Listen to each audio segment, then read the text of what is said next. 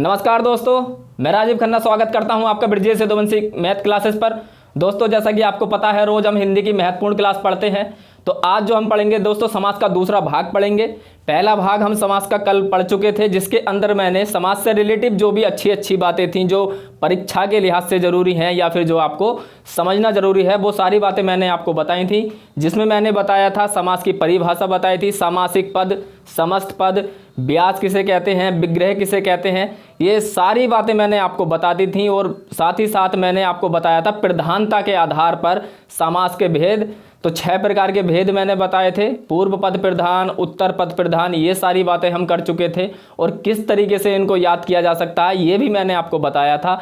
तो अगर आपने कल का वीडियो नहीं देखा है तो इसी वीडियो के डिस्क्रिप्शन में मैंने पूरी प्लेलिस्ट का लिंक दे दिया है। आप शुरू से लेकर अब तक जितनी भी हिंदी पढ़ाई गई है वो आप सारा का सारा वीडियो वहाँ पर देख सकते हैं। और साथ ही साथ दोस्तों, जो संविधान की बहुत महत्वपूर्ण क्लासें चल रही हैं, उसका लिंक भी मैंने दे दिया है। अगर आप संविधान पढ़ना चाहते हैं तो आप वहाँ से जा करके पढ़ सकते हैं। तो शुरुआत करते हैं दोस्तों आज के वीडियो की। आज के वीडियो में जो हम पढ़ेंगे दोस्तों, वो समास नंबर 2 से शुरुआत करेंगे। पहला जो मैंने आपको बताया था, वो बताया था अव्यय भाव समास। अव्यय भाव के बारे में कल हम बात कर चुके थे। आज जो हम पढ़ेंगे दोस्तों, जैसे कि मैंने कल बताया था कि दूसरे नंबर पर तत्पुरुष आता था, है ना। क्योंकि याद करने के लिहाज से मैंने बताया था कि पहले इसका पूर्व पद प्रधान है पहले समास का, और मतलब पूर्व पद प्रधान का मतलब हो गया पहला पद प्रधान। और बाकी जो 3 आएंगे अब क्रम से, इनका उत्तर पद प्रधान होगा। फिर द्वंद्व समास आएगा, उसमें दोनों पद प्रधान होंगे। फिर बहुव्रीहि आएगा तो उसका कोई भी पद प्रधान नहीं होगा, कोई तीसरा ही अर्थ निकल करके आएगा और वो उसकी प्रधानता होगा, यानी वो उसका प्रधान होगा। तो आज हम तत्पुरुष को बाद में पढ़ेंगे, लास्ट में पढ़ेंगे। क्यों पढ़ेंगे? क्योंकि दोस्तों तत्पुरुष के कई भेद होते हैं और इसके भेदों को समझने से पहले मैं आपको थोड़ा सा कारक के बारे में समझा दूंगा। कारक जब आप समझ लेंगे तब हम तत्पुरुष समास को पढ़ेंगे, ठीक है। तो इसलिए इसको अभी हम पोस्टपोन करते हैं। और अब जो हम समास पढ़ेंगे, जो इससे अगला था कर्मधारय समास, इसके बारे में चर्चा करेंगे और इसको समझेंगे। तो इसके बारे में समझने से पहले जो इसको पहचानने की जो मूलभूत बातें हैं, वो बातें मैं आपसे शेयर करना चाहता हूँ, वो बातें मैं आपको बताना चाहता हूँ। तो ध्यान से सुनिएगा दोस्तों। जो भी समस्त पद होता है, समस्त पद के बारे में मैंने पहले वीडियो में आपको बताया था। अगर नहीं देखा है तो फिर मैं आपसे आग्रह कर रहा हूं कि आप उस वीडियो को जा करके देख लें। समस्त पद होता है दोस्तों जो एक सामासिक पद होता है। सामासिक पद कह दो या फिर समस्त पद कह दो, बात एक ही है।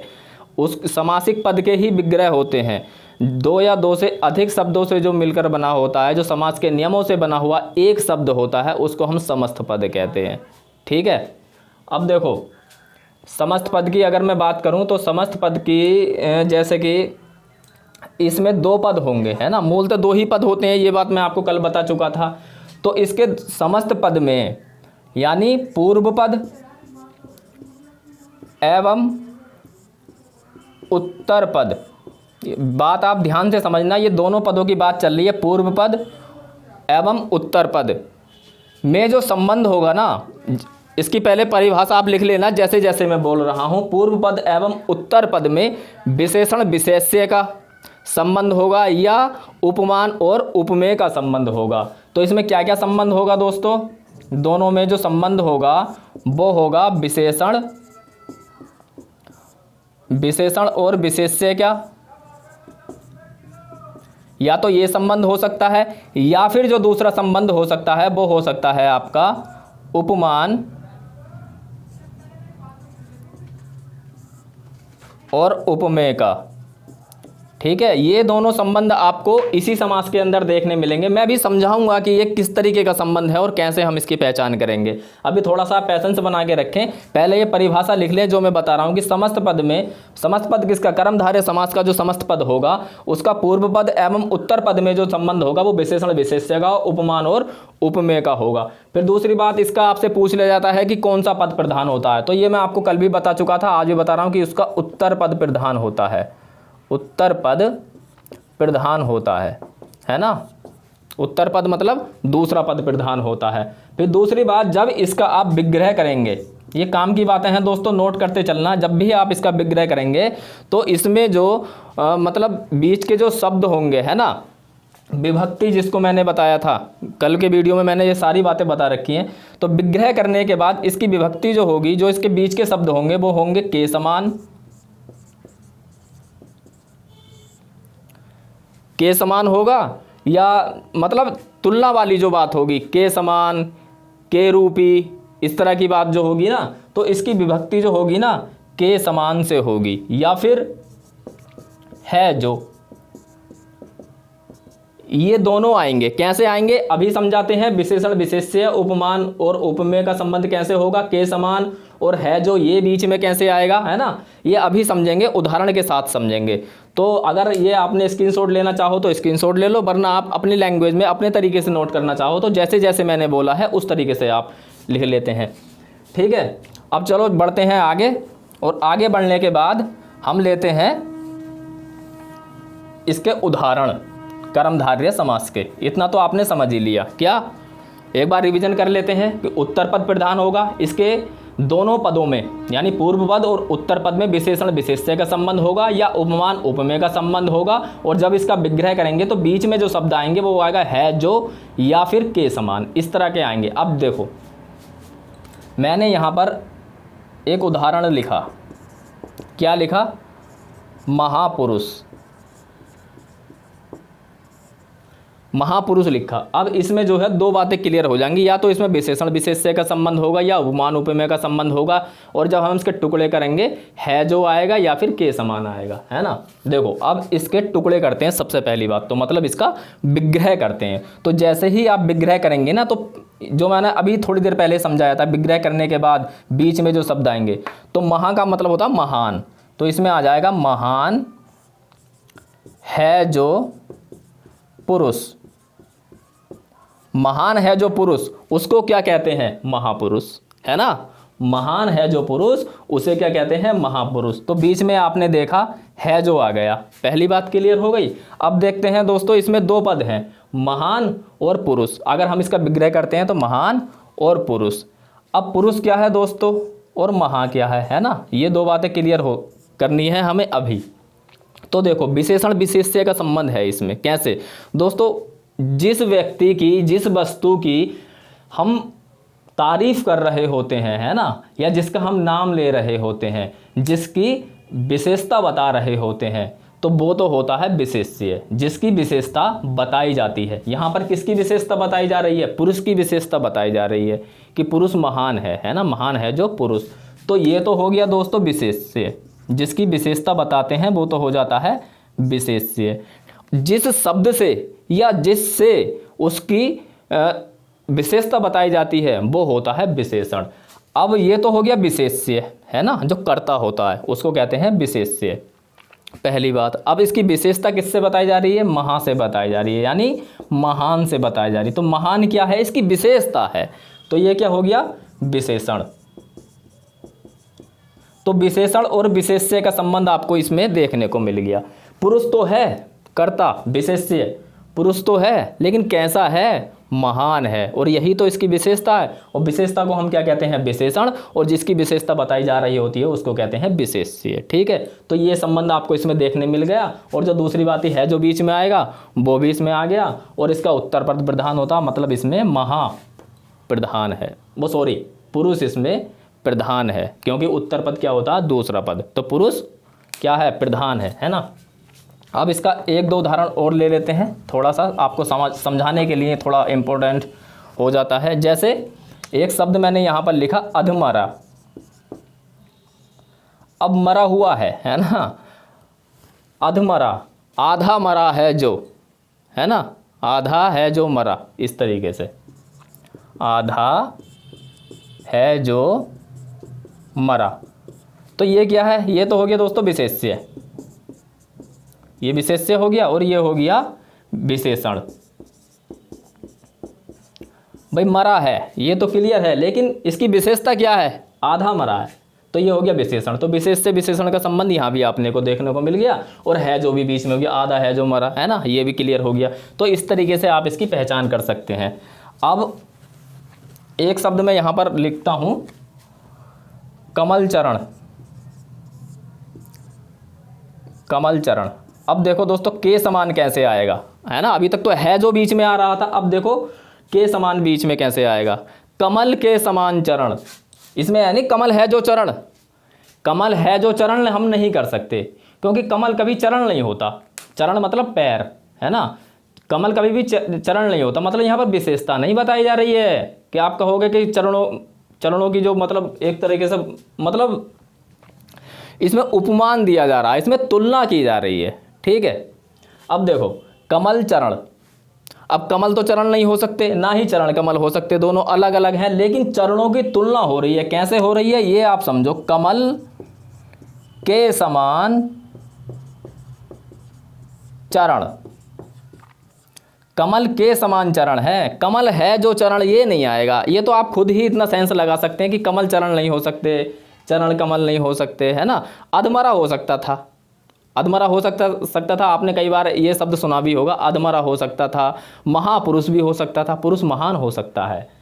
मरा हुआ आधा हो सकता है, चरण कमल नहीं हो सकता। तो यहाँ पर ये इसकी तुलना की जा रही है कमल से, किसकी? चरणों की। किसी के चरण इतने कोमल हैं कि वो कमल के समान लग रहे हैं।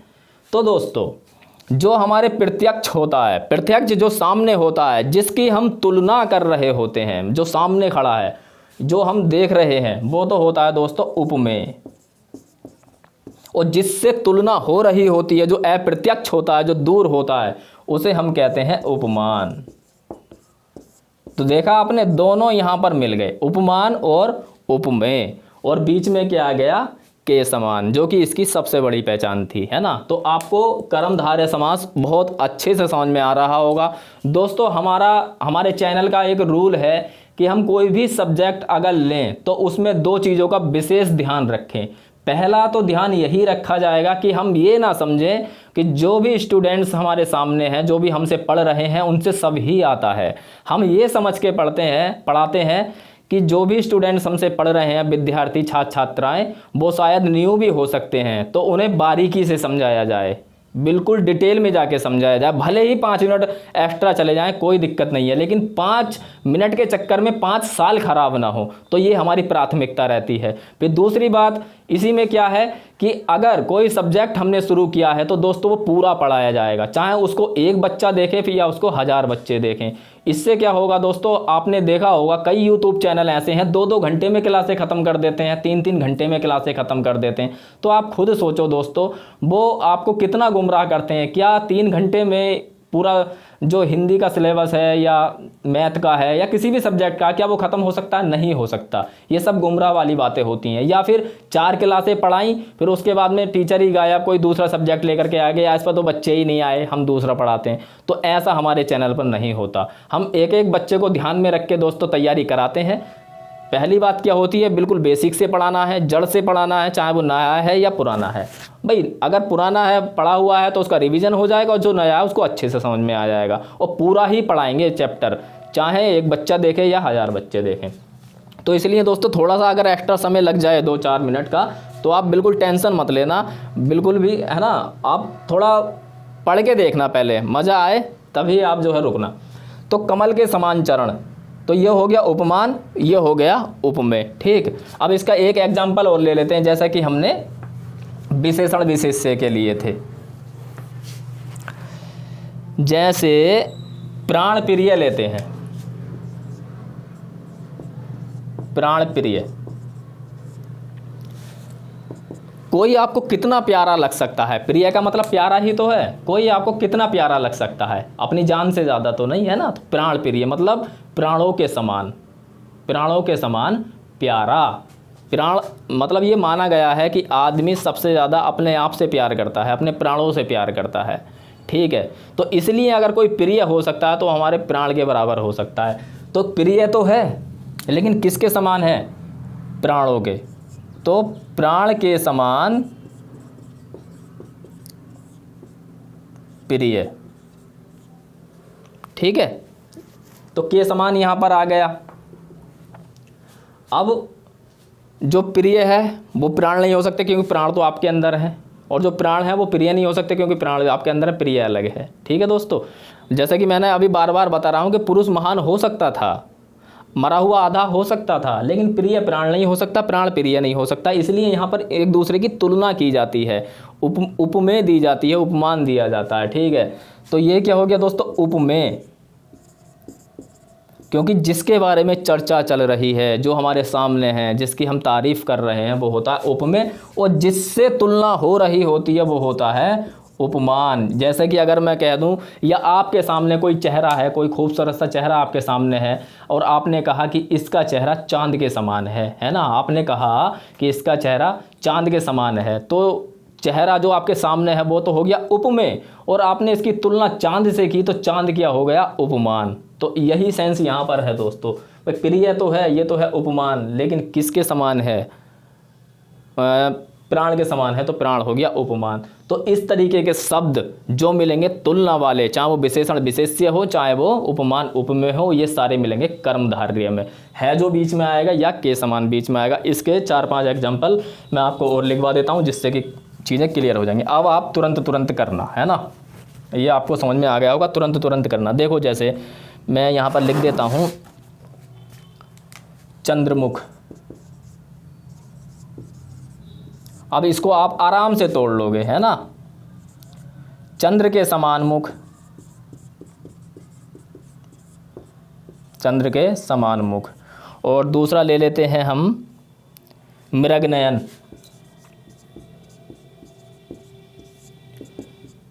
मृग के समान नयन।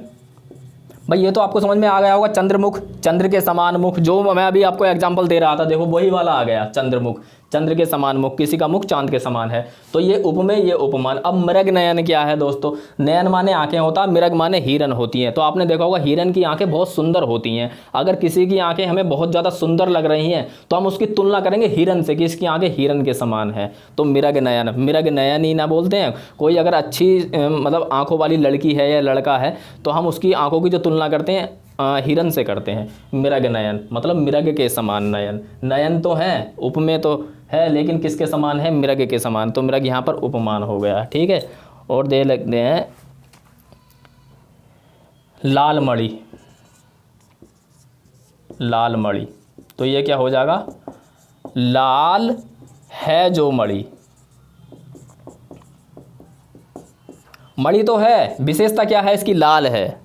यहाँ पर तुलना हो रही थी दोस्तों, यहाँ पर विशेषता बताई जा रही है। यहाँ पर मुख की तुलना चांद से हो रही थी, नयन की तुलना हिरन से हो रही थी, लेकिन मणि की तुलना लाल से नहीं हो रही।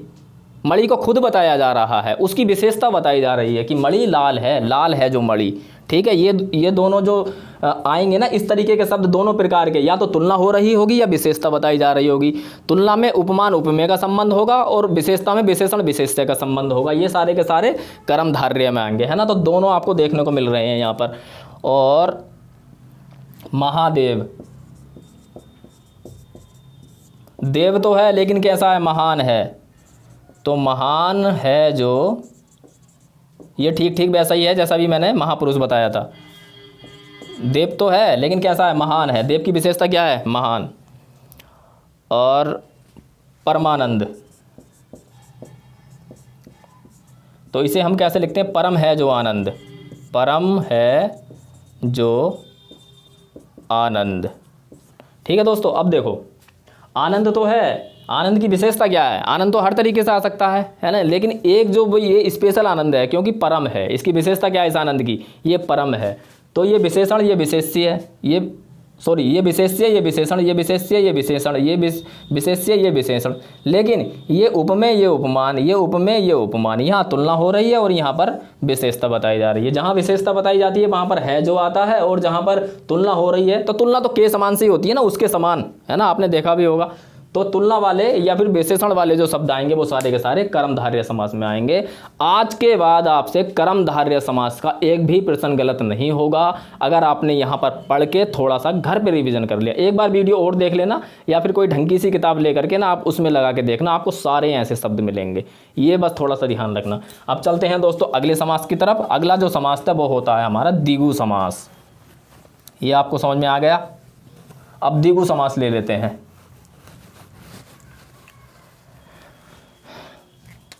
तीसरे नंबर का, वैसा तो इसका क्रम चौथा था, लेकिन एक हमने छोड़ दिया है, द्विगु समास। तो दोस्तों द्विगु समास में क्या होगा, देखो जैसे कि उसमें था ना, इससे ये हटके है। क्या हटके है, इसमें एक समानता है बस। क्या समानता है कि इसका भी उत्तर पद प्रधान होगा, मतलब दूसरा पद प्रधान होगा, बस ये समानता है द्विगु समास में कर्मधारय में। ठीक, अब अगली बात क्या है, इसमें विशेषण विशेष्य का या तुलना का कोई मतलब ही नहीं है, उपमान उपमेय का। इसमें क्या है कि इसका जो पूर्व पद होगा वो संख्यावाचक होगा। ठीक है, और दूसरी बात अगर हम कहें तो इसमें समूह या समाहार का ज्ञान होगा, समूह का ज्ञान होगा, एक समूह का है ना, और पूर्व पद संख्यावाचक होगा। ठीक है, ये दोनों बातें इसकी विशेषता हैं और ये इसके पहचानने की कड़ी है। अब देखो दोस्तों, जो हमारा बहुव्रीहि समास है वो एक ऐसा समास है जिसके कुछ उदाहरण द्विगु समास में भी देखने को मिलते हैं, क्योंकि उसका भी पहला पद यानी पूर्व पद उसका भी प्रधान हो सकता है और होता भी है, बताऊंगा मैं अभी। और उस बहुव्रीहि समास का ही कोई शब्द ऐसा होता है जो हमारा, इससे पहले जो हम पढ़ लेते कर्मधारय समास, उसका भी होता है। इसको पहचाना कैसे जाता है, ये सारी बातें मैं आपको बताऊंगा दोस्तों। लेकिन उससे पहले हम जितना अभी आपको समझाया जा रहा है, केवल दिमाग पर ज़्यादा लोड मत लेना, जितना समझाया जा रहा है उतना ही समझें। जब बहुव्रीहि समास हम पढ़ लेंगे कल, तब मैं आपको बताऊंगा कि इन दोनों में अंतर कैसे होता है। ठीक है, तो इसलिए आप चैनल से बिल्कुल जुड़ जाएं दोस्तों। आप बिल्कुल अपने दिमाग से वहम निकाल दें कि कैसा पढ़ाया जाएगा कैसा नहीं पढ़ाया जाएगा। प्रत्यक्ष को प्रमाण की आवश्यकता नहीं होती है दोस्तों। आपके सामने हूँ, आपके सामने पढ़ा रहा हूँ, आपको लग रहा है कि चैनल सब्सक्राइब करने लायक है, तब आप चैनल सब्सक्राइब कर लें। ये मेरा वादा है दोस्तों, हिंदी में आपका एक भी क्वेश्चन गलत नहीं होने दूंगा, चाहे वो व्याकरण वाला हिस्सा हो चाहे वो साहित्य वाला हिस्सा हो। अभी व्याकरण पढ़ लेते हैं, उसके बाद में फिर हम हिंदी साहित्य के बारे में बात करेंगे, फिर भाषा के बारे में बात करेंगे, भाषा का विकास पढ़ेंगे डिटेल में, है ना। तो इसलिए अभी थोड़ा सा आप बिल्कुल भी लोड ना लें, जब हम पढ़ लेंगे बहुव्रीहि समास तब तुलना करके दिखाएंगे। ठीक है दोस्तों, तो पूर्व पद संख्यावाचक यानी कि पहला पद और समूह या समाहार का ज्ञान होगा। कैसे होगा, देखो मैंने यहां पर लिख दिया चौराहा, चार राहों वाला या चार राहों का समूह, चार राहों का जो समूह है, समूह का भी ज्ञान हो गया, वो पहला जो पद है जो वो क्या हो गया, संख्यावाचक भी हो गया, चौराहा, है ना। इसको इस तरीके से लिखते हैं ना, चौराहा, चार राहों का समूह। ठीक है, ये हो गया। अब देखो दोस्तों, चलो मैं अभी नहीं समझा रहा हूं आपको, बहुव्रीहि समास का एक उदाहरण आ जाएगा वैसे। 10 आनन, 10 का मतलब 10, आनन माने सर, 10 सरों वाला, तो ये बहुव्रीहि में चला जाएगा, इसलिए इसको अभी यहीं पे छोड़ते हैं। जब बहुव्रीहि पढ़ लेंगे तभी ऐसे ऐसे शब्द हम निकाल के लाएंगे जो आपको कर्मधारय में भी देखने को मिलेंगे और बहुव्रीहि में भी देखने को मिलेंगे, फिर जो आपको द्विगु समास में भी देखने को मिलेंगे और आपको बहुव्रीहि में भी देखने को मिलेंगे, वो बाद में करेंगे। तो पहले चौराहा, है ना, चार राहों का समूह, और दोपहर, दोपहर, दो पहरों का समूह, दो पहरों का समूह। इसमें ज़्यादा कुछ समझाने की ज़रूरत नहीं है, केवल यही इसकी पहचान सबसे अच्छी है। त्रिलोक, तीन लोकों का समूह, तीन लोकों का समूह, और त्रिकोण, त्रिकोण हो जाएगा, तीन कोणों का समाहार, ये लिख लेना आप। चौराहा हो गया, त्रिलोक हो गया, पंचमणि हो जाएगा, पंचमणि, 5 मणियों का समूह, और फिर सप्ताह, है ना, जैसे कि आ जाए सप्ताह, मैं इधर लिख देता हूँ सप्ताह, 7 दिनों का समूह, है ना दोस्तों। तो इस तरीके के जो शब्द मिलेंगे, इसमें ज़्यादा कुछ समझाने के लिए था नहीं, क्योंकि पहला जो पद होगा वो आपको संख्यावाचक मिलेगा और समूह का ज्ञान वहाँ पर हो रहा होगा, तो वहाँ पर होगा आपका द्विगु समास। ठीक है दोस्तों, तो ये आज की छोटी सी क्लास आपको कैसी लगी आप कमेंट बॉक्स में ज़रूर बताएं। आपको थोड़ा भी समझ में आया है दोस्तों तो प्लीज़ वीडियो को लाइक कर दें, और आपको पसंद नहीं आया है तो डिसलाइक कर दें, कोई बात नहीं है। लेकिन दोस्तों आपसे एक विनती है कि आप चैनल को सब्सक्राइब कर लें और उसके बराबर का बेल आइकन भी आप दबा लें, ताकि हमारा हर वीडियो का नोटिफिकेशन सबसे पहले आपके पास पहुंचे। तो इसलिए दोस्तों मैं आपसे कह रहा हूं कि आप किसी भी एग्ज़ाम की तैयारी कर रहे हैं जिसमें जीके आती है या फिर हिंदी आती है, तो ये चैनल आपके लिए ही बना हुआ है स्पेशल, आप इसको सब्सक्राइब कर लें।